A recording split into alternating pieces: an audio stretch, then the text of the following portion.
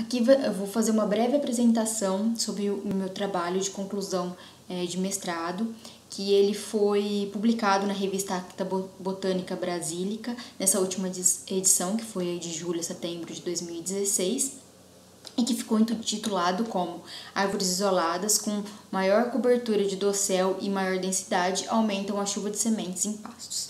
Esse trabalho ele foi realizado por mim, pelo Isaías, pela Caroline, pela Natália e pelo Flávio.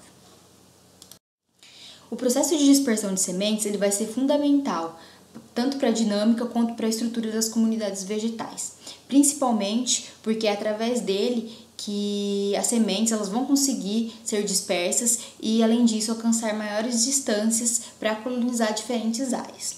E, além disso, também é através do processo de dispersão que a gente tem a dinâmica de regeneração dessas plantas em diferentes áreas. Baseado no processo de dispersão de sementes, uma das principais causas de prejuízo para esse processo é um outro processo, que é o processo de fragmentação florestal.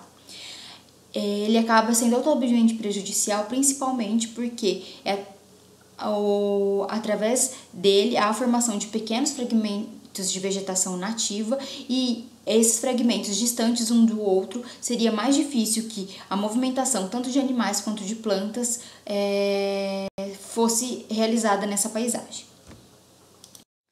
Então, baseado tanto nessa dificuldade de movimentação por animais e plantas dentro de uma paisagem fragmentada, tanto quanto na importância do processo de dispersão, já que é através dele que você vai manter uma dinâmica dessas comunidades, a gente viu que as características das árvores isoladas presentes entre esses fragmentos florestais, ou seja, presentes nas matrizes, que acabam sendo principalmente de pastos nesses locais, seriam também importantes no processo de dispersão. E essas características seriam as seguintes, que seriam cobertura de dossel, altura e diâmetro e densidade dessas árvores isoladas nessas matrizes de pasto. Baseada nesse processo de dispersão de sementes, o principal objetivo do nosso trabalho foi verificar se a presença de árvores isoladas influenciaria na dispersão de sementes nos pastos. E para isso a gente focou em 3 pontos principais. O primeiro, a gente focou nas características estruturais dessas árvores isoladas, ou seja, se um dossel, um diâmetro e até mesmo a altura dessas árvores poderiam influenciar na dispersão de sementes nesses locais. Além disso, também a gente pensou no número de árvores isoladas no pasto, ou seja, se a quantidade de árvores isoladas influenciariam nessa chuva. E além disso, o terceiro ponto foi em relação à distância dos fragmentos florestais, ou seja, se essa distância teria influência na chuva de sementes. Baseada nos nossos 3 principais objetivos, a gente elaborou também 3 hipóteses. Então, a gente viu que a dispersão da chuva de sementes ela seria maior, e nisso a gente considerou tanto a riqueza como a abundância. Primeiro, ao redor das árvores isoladas nos pastos, quando a gente leva em consideração as características estruturais dessas árvores isoladas. Segundo, que em pastos com maior número a gente teria uma chuva de sementes maior em pastos com maior número de árvores isoladas, quando a gente levar em consideração o nosso segundo objetivo. E por último, que a chuva de sementes ela seria maior em distâncias mais próximas dos fragmentos florestais, principalmente por a gente considerar que o fragmento seria uma fonte de sementes, exceto para as espécies anemocóricas, que são aquelas dispersas pelo vento, que então, como elas dependem do vento como agente dispersor, elas teoricamente alcançariam maiores distâncias. Então, nosso trabalho ele foi realizado em fragmentos florestais, pastos e fragmentos florestais próximos ao município de Alfenas, em Minas Gerais.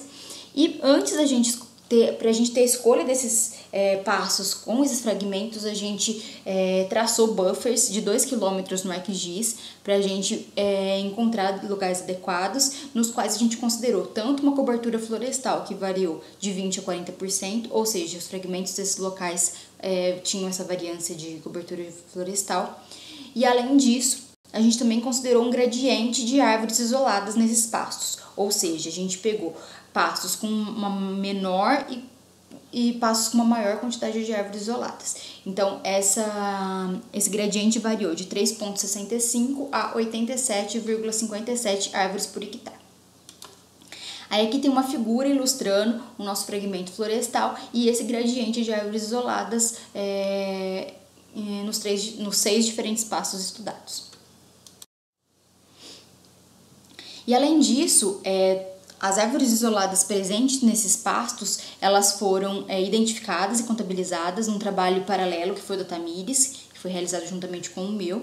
E nesses pastos a Tamires encontrou 30 famílias e 90 espécies de árvores no total, sendo que o número de espécies por pasto variou de 5 a 37.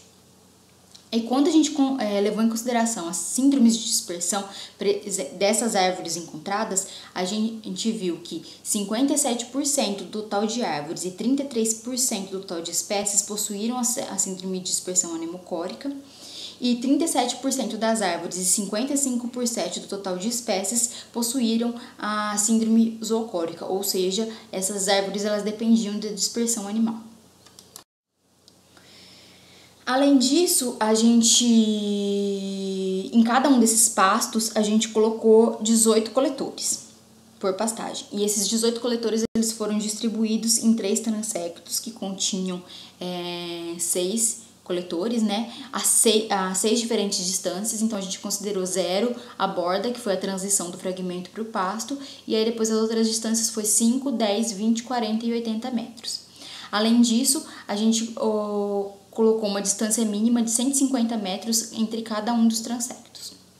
Então, como foram 18 coletores por paisagem, teve um total de 108 coletores. Além disso, em volta de cada coletor, a gente considerou uma parcela circular de 4 metros de diâmetro. Essa parcela, ela foi dentro dessa parcela circular, ou seja, em volta de cada coletor, a gente mediu, contabilizou a quantidade de árvores e arbustos em volta desses coletores, além de considerar a altura, a cobertura do dossel e o diâmetro delas. A gente fez essa outra medida principalmente para a gente ter a real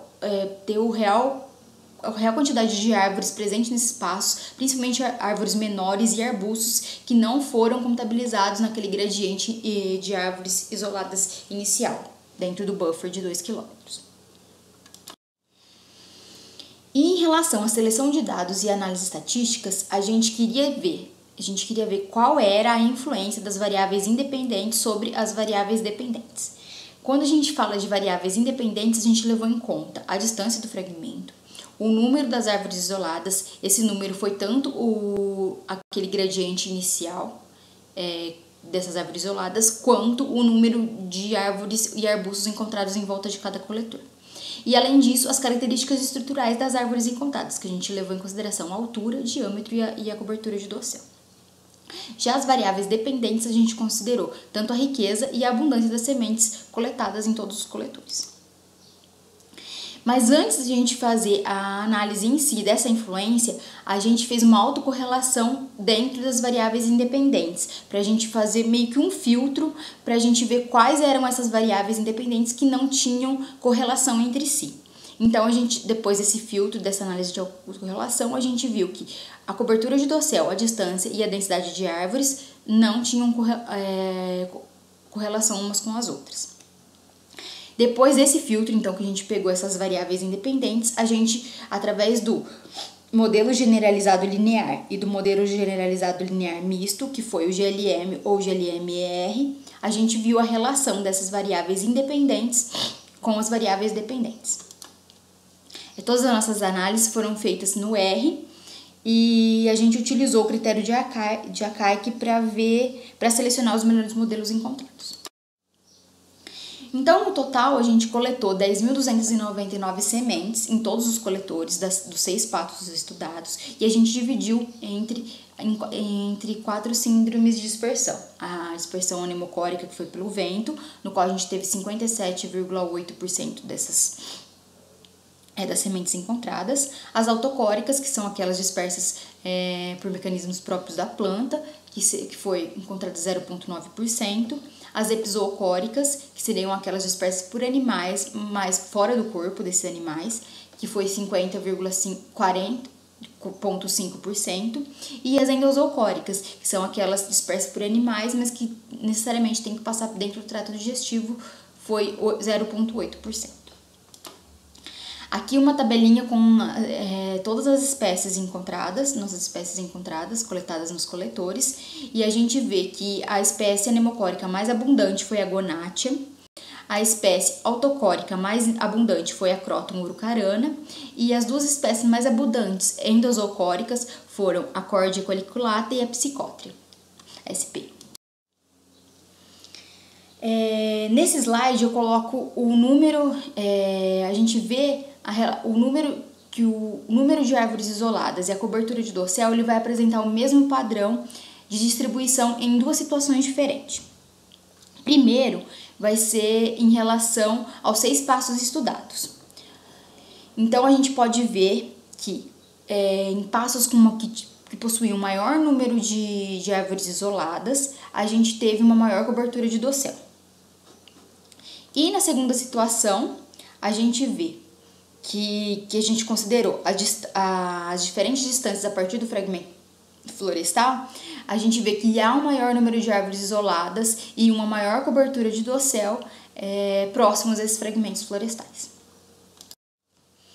Aí, em relação às nossas hipóteses, a gente viu que a gente obteve uma maior chuva de dispersão em relação às características estruturais das árvores isoladas, ou seja, em árvores que possuíram maior cobertura de dossel, a gente teve um maior número de sementes nessa chuva, então a nossa primeira hipótese foi corroborada para a cobertura de dossel. Em relação à densidade de árvores isoladas, a gente também encontrou que em pastos com maior número de árvores isoladas a gente teve uma maior chuva de sementes, então a nossa segunda hipótese também foi corroborada. E a nossa terceira, porém, a nossa última hipótese, em relação à distância dos fragmentos florestais, ela não foi corroborada. Principalmente porque a gente encontrou sementes autocóricas em coletores a distâncias maiores do fragmento florestal, e também a gente encontrou as sementes anemocóricas, na verdade, elas ficaram restritas às distâncias menores, a coletores a distâncias menores, ou seja, ficaram próximos aos fragmentos florestais. Então, nesse trabalho, a gente viu que a dispersão da chuva de sementes ela foi maior em pastos que possuíam árvores com maior cobertura de dossel, em pastos que tinham um maior número de árvores e arbustos, e também próximos fragmentos florestais. Em relação ao nosso primeiro resultado, para chuva de sementes, que a chuva de sementes foi maior em pastos com árvores com maior cobertura de dossel, isso se dá principalmente para a síndrome de endozoocoria. Por quê? Porque uma maior cobertura de dossel, ela traria melhores condições para os agentes dispersores, ou seja, esse dossel ele provavelmente ofertaria alimento, pouso, nidificação, além de melhor microclima para esses agentes dispersores e também a proteção contra os predadores naturais encontrados. Além disso, essas árvores com maior cobertura de dossel, elas tendem a produzir um maior número de sementes, o que faria com que esses agentes dispersores seriam mais atraídos para esses locais. A gente também encontrou que a chuva de sementes ela foi maior em pastos com maior densidade de árvores e arbustos, principalmente quando essas árvores elas foram associadas a uma maior cobertura de dossel. Isso principalmente se deu para síndromes de endozoocoria e anemocoria. Além disso, esse maior número de árvores isoladas, principalmente para síndromes endozoocóricas, ele seria muito importante, porque como esses agentes dispersores eles tenderiam eles têm que se movimentar entre essas matrizes de pasto, a presença de um maior número de árvores isoladas nesses pastos facilitaria essa movimentação e, consequentemente, facilitaria a dispersão desses agentes nessas áreas abertas. Vale lembrar também que o nosso trabalho ele mostra a importância da densidade de árvores isoladas nos pastos para a dispersão de sementes. Esse foi um dos nossos principais resultados. E em relação à proximidade dos fragmentos florestais, como a gente encontrou sementes de espécies autocóricas em maiores distâncias, foi meio contraditória com a expectativa inicial, já que devido ao padrão de dispersão agregado das espécies autocóricas, essas sementes elas tenderiam a ficar mais próximas aos fragmentos florestais, e que foi ao contrário do que a gente encontrou. A principal justificativa para essa diferença no nosso resultado seria que provavelmente nesses passos estudados, a gente teve adultos com essa síndrome de dispersão autocórica próximo aos nossos coletores mais distantes, por isso que a gente encontrou essas sementes em tão longas distâncias e não relacionada diretamente com a sua dispersão natural. E em relação à concentração de sementes anemocóricas próximas aos fragmentos florestais, provavelmente isso se deu por o nosso trabalho ter sido realizado num período com pouco vento na região, ou seja, então não teve ação direta do seu agente dispersor, ou também pela quantidade de árvores isoladas nesses espaços terem agido como barreiras físicas, dificultando assim a movimentação dessas sementes em maiores distâncias. Então, a gente viu que apesar de algumas restrições, principalmente do nosso trabalho, principalmente como o curto período de tempo de realização e também uma época com baixa produção de sementes, ele demonstra uma relação válida entre o número de árvores isoladas e as características dos pastos, principalmente se a gente levar em conta a maior cobertura de dossel presente nessas árvores isoladas. Além disso, esses resultados eles podem ajudar a entender como a dispersão de sementes ocorre durante a estação seca, que foi o período de estudo que a gente realizou no nosso trabalho. Além disso, a gente também ressalta que a introdução de árvores isoladas que possuam uma maior cobertura de dossel e em maior quantidade em pastos poderia melhorar a conectividade entre os fragmentos florestais, a biodiversidade nessas áreas fragmentadas, além de promover a regeneração de vegetação nativa nesses pastos abandonados, em pastos ativos ou pastos abandonados. Então eu gostaria de agradecer primeiramente as agências de fomento, que foram a CAPES, a Vale e a FAPEMIG, e também o programa de pós-graduação do mestrado em Ecologia e Tecnologia Ambiental, a Unifal, o Grupo Ecofrag por todo o apoio durante todo o tempo de graduação e também da pós-graduação, e além do Instituto Federal, do Instituto Florestal, que foi o qual que obtive ajuda na identificação das síndromes de dispersão das minhas sementes coletadas. Obrigada.